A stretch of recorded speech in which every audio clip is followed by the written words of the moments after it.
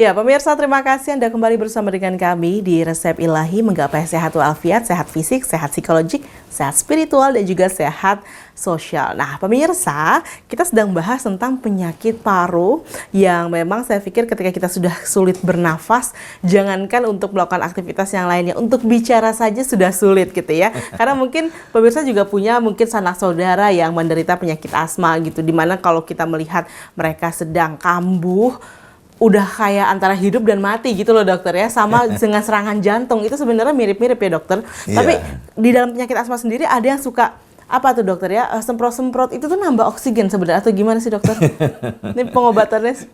Ya, terima kasih Gimana? Irma. Ini Irma tanya sistem pengobatan ya.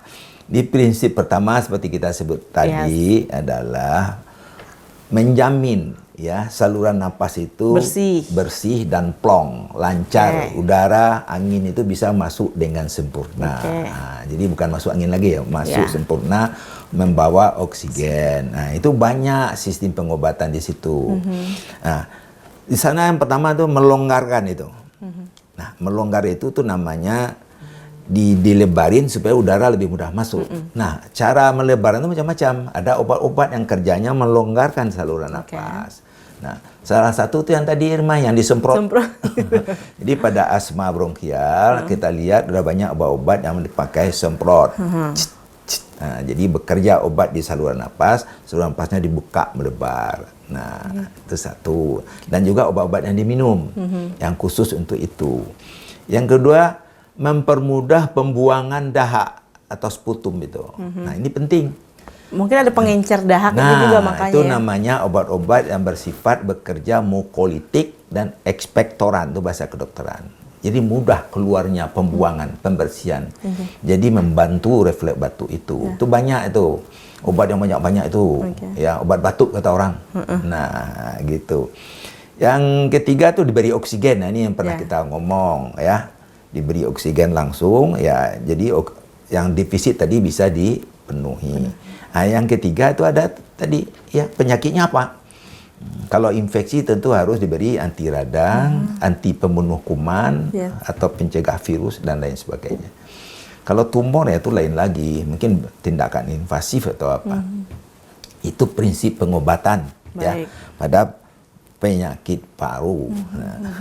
Jadi itu adalah cara atau prinsip pengobatan tadi yang harus kita tempuh gitu loh pemirsa. Nah, kalau misalkan pemirsa merasa pernah punya gejala-gejala seperti sesak nafas, ada baiknya mungkin kemudian ke dokter gitu ya dokter ya. Pergi ke dokter, berobat agar ketika nanti merasakan gejala tersebut lagi tidak panik gitu ya dokter. Atau tidak terlambat, kadang-kadang orang bilang itu jadi terlambat gitu ya dokter. Nah, untuk menghindari adanya penyakit tersebut, budaya hidup apa yang paling erat yang membuat kita semakin dekat ke penyakit paru-paru? Ya, ini pertanyaan sangat penting Irma ya, apalagi di bulan Ramadan ya. Memang ada orang banyak sengaja itu mempersulit ya udara masuk ya dengan kebiasaan atau budaya hidup yang bersifat kecanduan. Nah, ini yang bahaya, yang sulit. Tuhan menciptakan saluran napas itu sebenarnya telah ada suatu sistem perlindungan sebenarnya.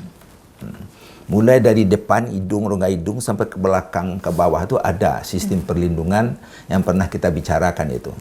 Sistem imunitas, innate immunity, imunitas yang bersifat alami itu sudah ada.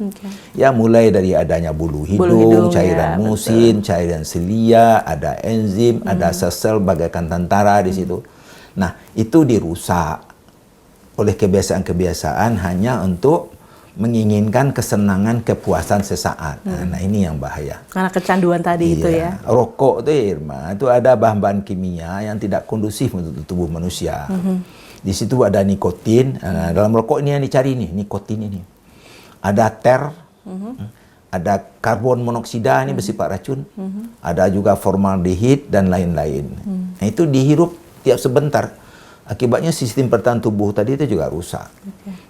Ada lagi sekarang rokok itu yang menghasilkan bukan asap tapi uap. Rokok elektrik, vape. Oh, itu nggak boleh juga? Itu kan bahaya. Oke, itu bahaya juga. Masa uap dihirup? Kan nggak mungkin, ya.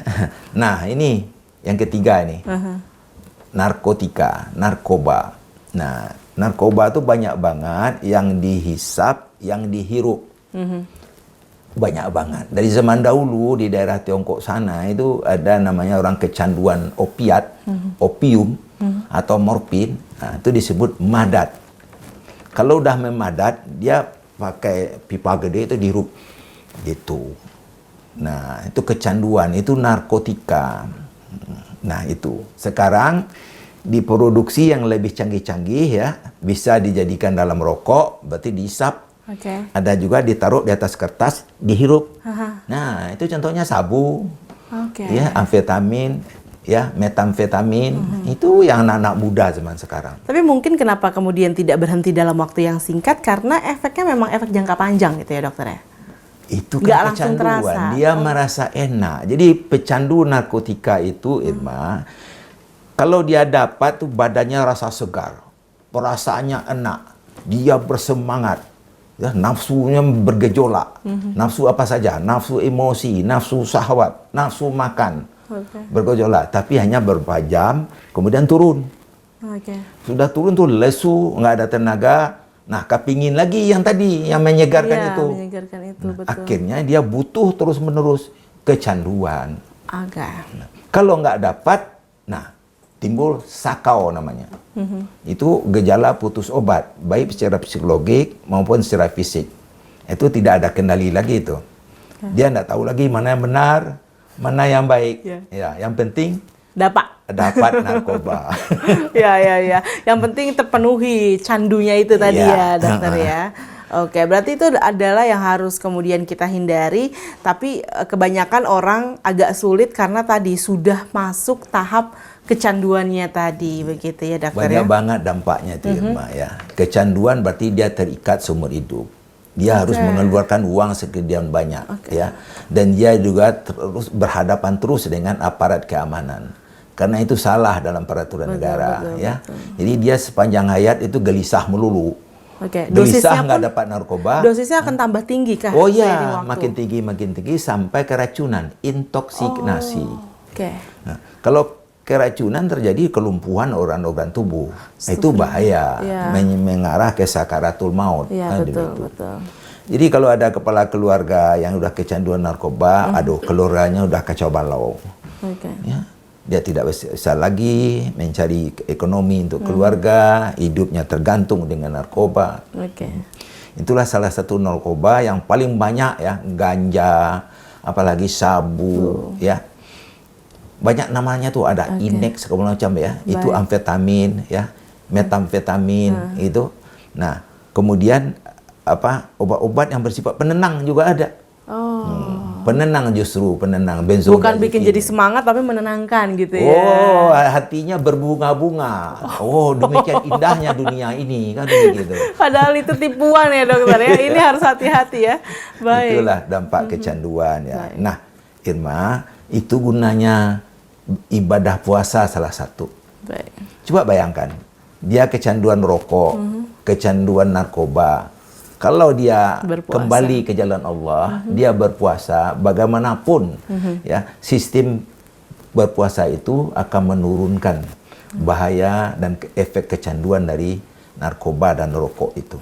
Kalau ingin berhenti, puasalah dengan benar, dengan sempurna. Baik, Masya Allah. Ini sama saja dengan pesan ya, kalau ingin sehat, berpuasalah dengan sempurna. Insya Allah itu pun akan lebih sehat. Karena berpuasa yang mana itu adalah menahan hawa nafsu, sebenarnya benar-benar mengembalikan tubuh kita ke awal lagi. Dimana Allah senantiasa memberikan tubuh awal ini dalam kondisi yang sehat, dalam kondisi yang prima, begitu ya. Insya Allah kalau kita melaksanakan ibadah tersebut dengan sempurna, insya Allah kita juga akan kembali menjadi sosok yang sempurna dalam kesehatan, insya Allah. Terima kasih dokter sudah berbincang kali ini, dan pemirsa terima kasih juga sudah bergabung bersama dengan kami.